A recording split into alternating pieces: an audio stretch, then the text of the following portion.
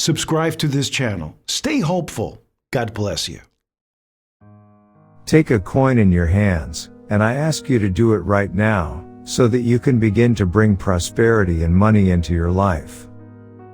If you don't have a coin at the moment, use a bill of any denomination.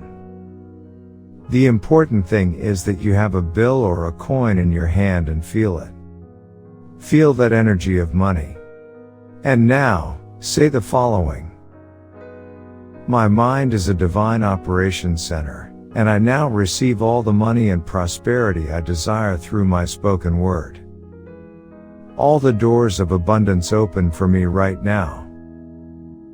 My spoken word now releases all the financial abundance that is mine by divine right.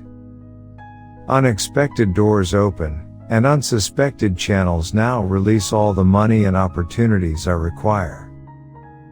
All avenues of abundant supply are open to me at this time.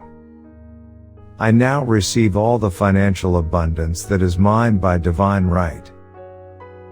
All the money I want now comes to me under grace and in perfect and wonderful ways. It is done. Type Amen if you feel abundant. Watch this important message right now,